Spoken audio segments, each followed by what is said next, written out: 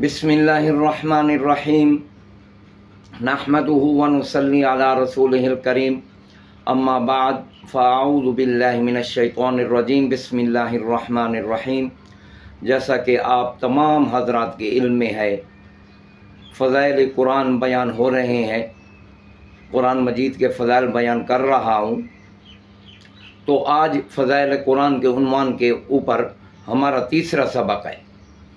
تو سبق بیان کرنے سے پہلے آپ تمام نیو لسنرز ویورز سے درخواست ہے کہ چینل کو سبسکرائب کریں اور بیل کے آئیکن کو بھی دبائیں اور ویڈیو کو شیئر بھی زیادہ سے زیادہ کریں۔ صدقہ جاریہ کا کام ہے، جتنا مجھے ثواب ملے گا، جتنا آپ ویڈیو کو شیئر کریں گے آپ کو بھی اتنا ہی ثواب ملے گا۔ تو سبق کی تفصیل بیان کی جاتی ہے۔ وعن علی رضی اللہ عنہ قال قال رسول اللہ صلی اللہ تعالی علیہ وآلہ وسلم من قرأ القرآن فاستظہرہ فأحل حلالہ وحرم حرامہ ادخلہ اللہ الجنہ وشفعہ فی عشرۃ من اہل بیتہ کلہم قد وجبت لہ النار۔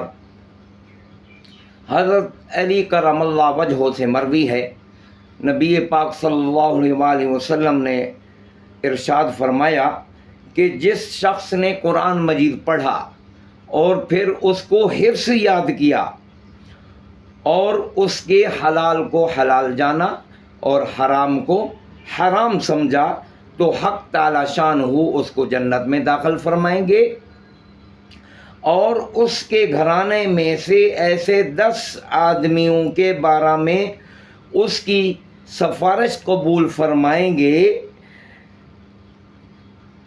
کہ جن پر ان کے گناہوں کے سبب دوزخ کا عذاب واجب ہو چکا ہوگا۔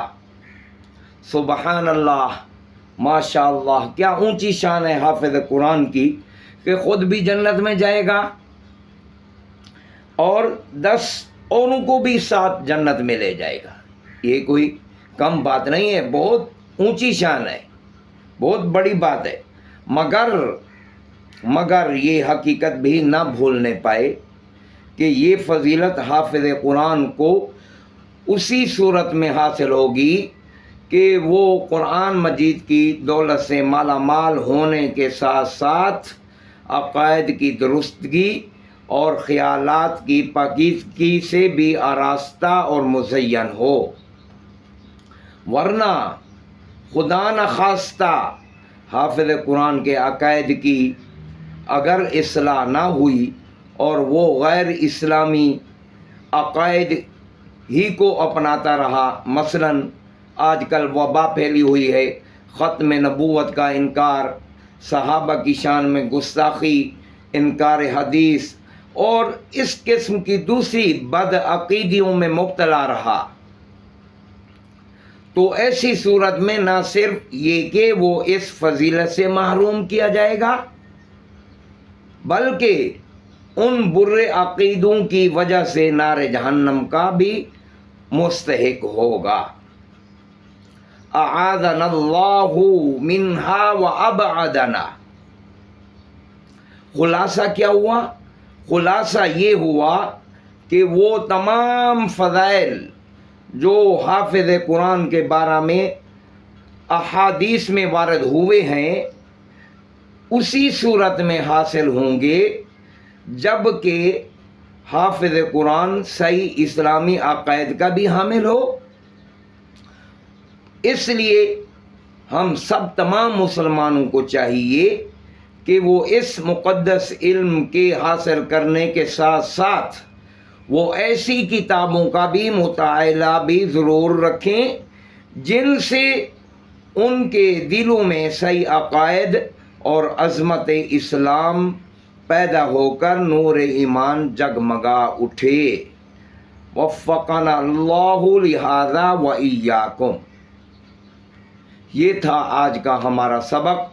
اللہ تعالی ہم سب کو جو احادیث میں نبی پاک صلی اللہ علیہ وآلہ وسلم نے حافظ قرآن کے بارے میں اور قرآن مجید پڑھنے پڑھانے کے بارے میں جو انعامات فرمائے ہیں اللہ تعالی ہم سب تمام مسلمانوں کو وہ تمام انعامات حاصل کرنے کی توفیق عطا فرمائے، اور محض اپنی رضا کے لیے اخلاص کے ساتھ، اصل چیز اخلاص ہے، اخلاص کے ساتھ اپنی رضا کے لیے قرآن مجید صحیح پڑھنے پڑھانے کی توفیق عطا فرمائے۔ وصلی اللہ تعالی علی خیر خلقہ محمد وآلہ وصحبہ وأہل بیتہ وازواجہ وذریاتہ اجمعین برحمتک یا ارحم الراحمین۔